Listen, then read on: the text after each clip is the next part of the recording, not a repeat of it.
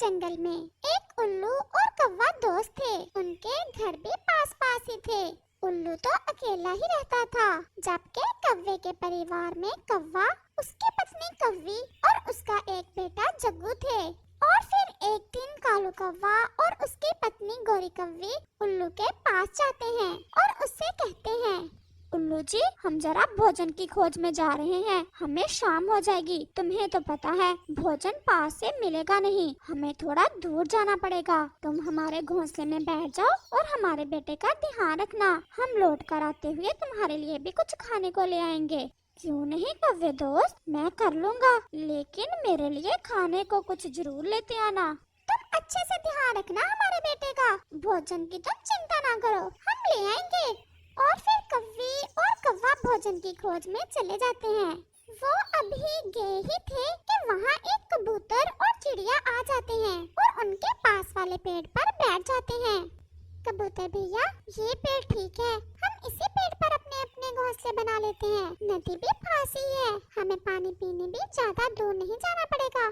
हम ऐसा ही करते हैं। हमें इस जंगल में इससे सुरक्षित जगह और कहीं नहीं मिलेगी। पास में उल्लू बैठा उनकी बातें सुन रहा था।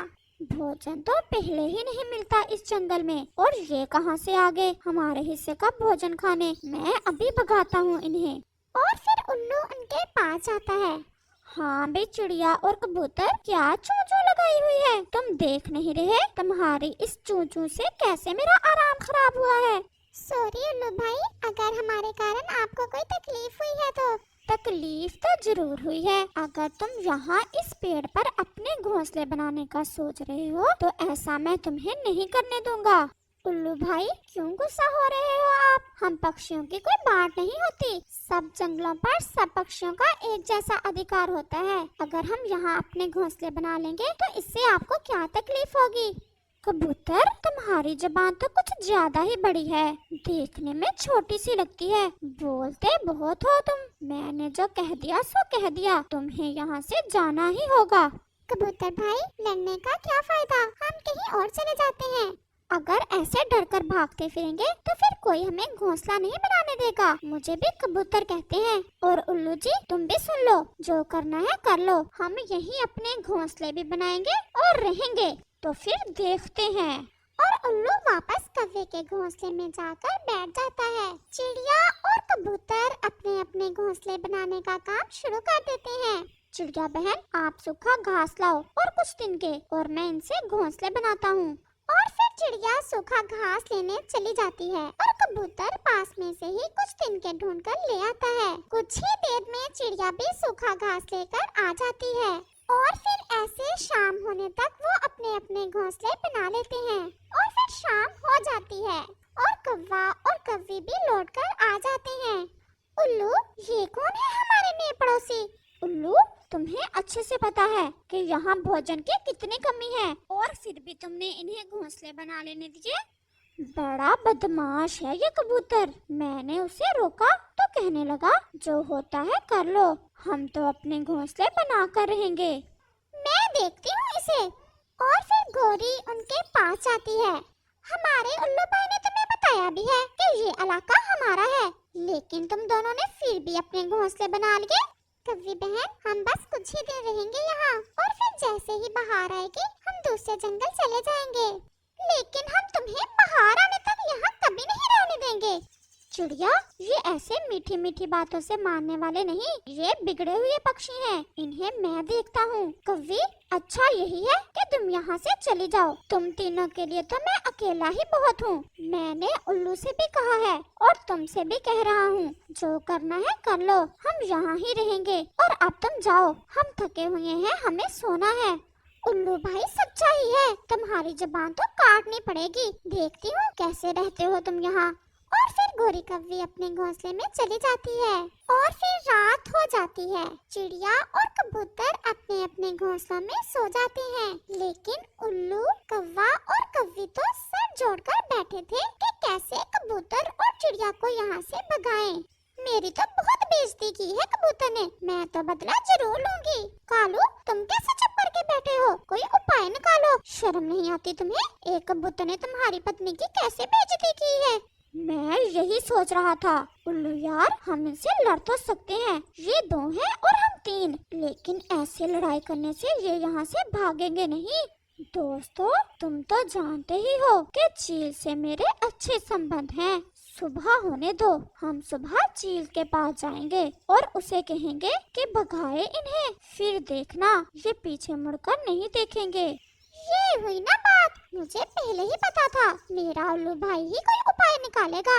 हम केवल इन्हें भगाएंगे ही नहीं बल्कि मारेंगे भी। और फिर रात गहरी हो जाती है और वो सब सो जाते और फिर सुबह हो जाती है। गोरी, तुम घोंसले में ही रहना चब्बू के पास और मैं जाता हूँ उल्लू के साथ चील दीदी की तरफ। और फिर कालू उल्लू के पास जाता है।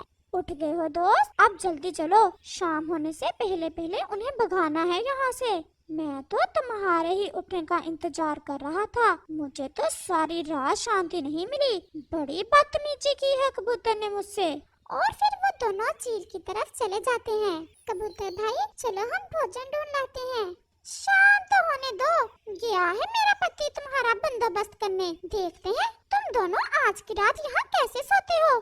अगर तुम्हारा ये छोटा सा कौवा ना होता तो अभी बताता तुम्हें। तुम्हारे बाप का है ना ये जंगल जो हमें यहाँ सोने नहीं दोगी।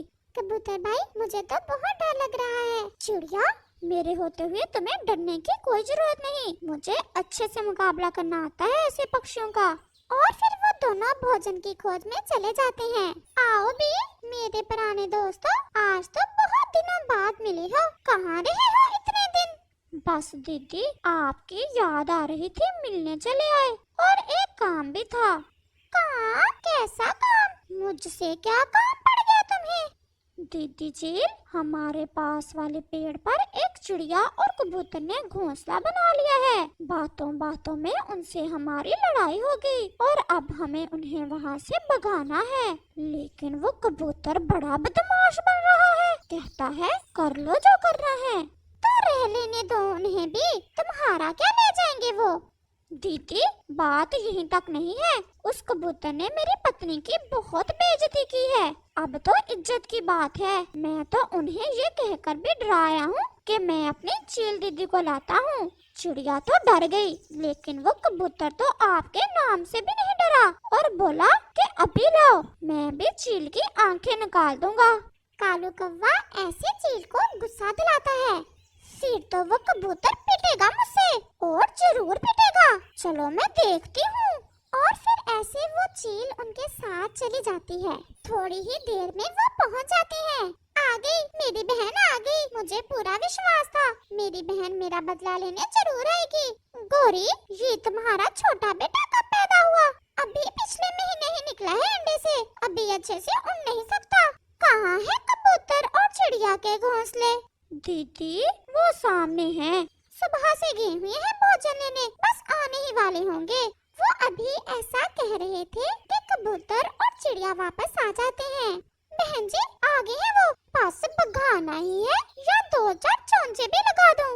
उस कबूतर के बच्चे के तो 2-4 नहीं बल्कि बहुत ज्यादा लगानी है। कबूतर भैया, वो चील उनके पास क्या कर रही है? कहीं ये हमें मारने तो नहीं आई? चील को देख तो कबूतर भी डर जाता है। इसे जरूर उन्होंने ही बुलाया होगा।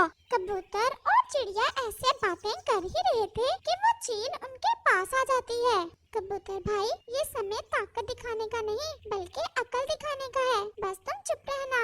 हाँ भी कबूतर और छोटी चिड़िया, मेरे दोस्तों को क्यों तंग कर रहे हो? चील दीदी, हमारी क्या औकात जो हम किसी को तंग करें। हमने बस बाहर तक यहाँ रहने की मिनती की थी इन पक्षियों से और ये लड़ने लगे और ये आपको बुला लाए। चील दीदी, हम ठहरे कमजोर पक्षी और आपकी उड़ान तो बुलंदियों में है। सब डरे आपकी ताकत से, आप हमें ना मारे। हम अभी यहाँ से चले जाते हैं। ओए कबूतर, बोलो अब क्या हुआ है तुम्हें? कल तो बड़ी बातें कर रहा था, आज क्यों चुप बैठे हो? बोलो बोलो कबूतर, हमें तो बड़ी ताकत दिखा रहे थे कल। चील दी, हमारा आपसे क्या मुकाबला, आप हमें जाने दें। चलो कबूतर भाई। और फिर ऐसा कहते हुए वो दोनों वहाँ से चले जाते हैं। ये पक्षी तो बहुत अच्छे थे, ये शैतान पक्षी ऐसे ही लड़े हैं होंगे उनसे। दीदी आ जाए, वो तो आपको देखकर ही भागे। अब आप आई ही हैं तो हमें भी कुछ सेवा का मौका दो। और फिर चील उनके पास चली जाती है। जो आग के इशारे से डर जाए उसे मारने की जरूरत नहीं होती। बस आपसे डरा है ये कबूतर, नहीं तो कल हमें मारने की बातें कर रहा था। वो बातें कर रहे थे, लेकिन चील का ध्यान तो बार बार उस छोटे कौवे पर जा रहा था और उसके मुंह में पानी आ रहा था।